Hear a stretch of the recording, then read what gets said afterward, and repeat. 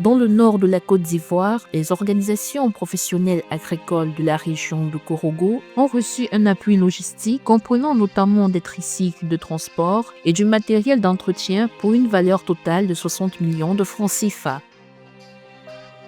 La Tunisie a exporté 184 300 tonnes d'huile d'olive lors des 4 premiers mois de la campagne 2025-2026 débutée en novembre. Le Kenya a signé 20 accords d'investissement d'un montant d'environ 2,9 milliards de dollars lors de l'ouverture de la conférence internationale de l'investissement à Nairobi.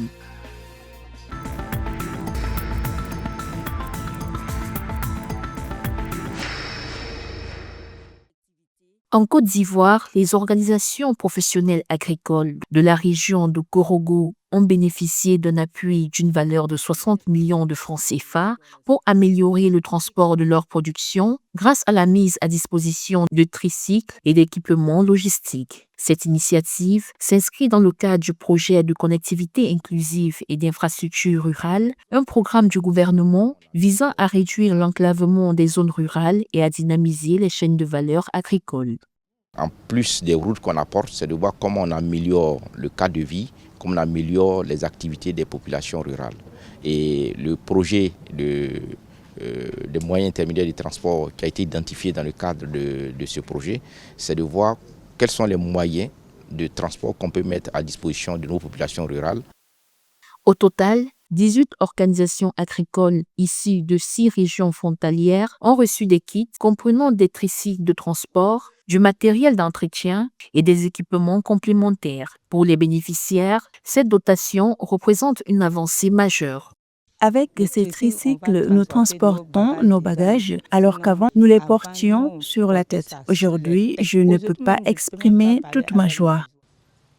Situé au cœur de la zone agricole du nord de la Côte d'Ivoire, Korogo est un pôle majeur de production. Le coton y domine avec environ 100 000 tonnes par an, dont près de 90% exportés. L'amélioration du transport est donc essentielle pour faciliter l'accès au marché, réduire les pertes et soutenir le développement rural.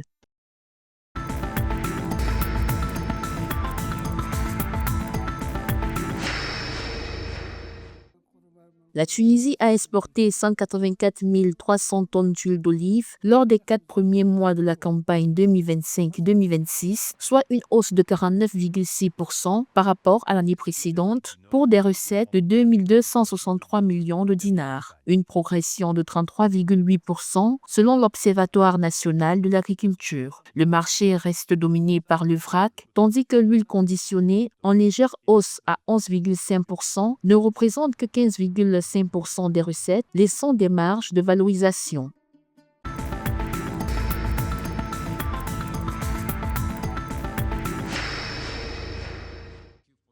Le Kenya a annoncé la conclusion de 20 accords d'investissement totalisant plus de 2,9 milliards de dollars lors de l'ouverture de la conférence internationale de l'investissement à Nairobi. Présenté par le président William Ruto, ces projets devraient créer plus de 63 000 emplois directs, principalement dans l'agriculture, l'industrie manufacturière, les mines et l'immobilier. L'agriculture concentre la plus grande part des investissements avec 890 millions de dollars destinés aux filières rizicoles, sucrières et horticoles.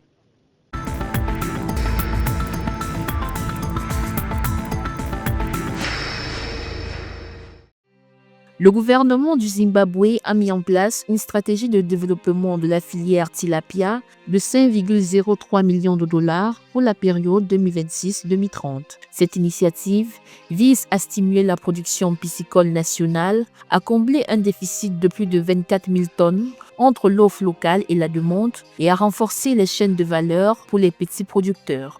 Ce plan quinquennal prévoit des actions telles que l'amélioration de l'accès au marché et le développement des infrastructures.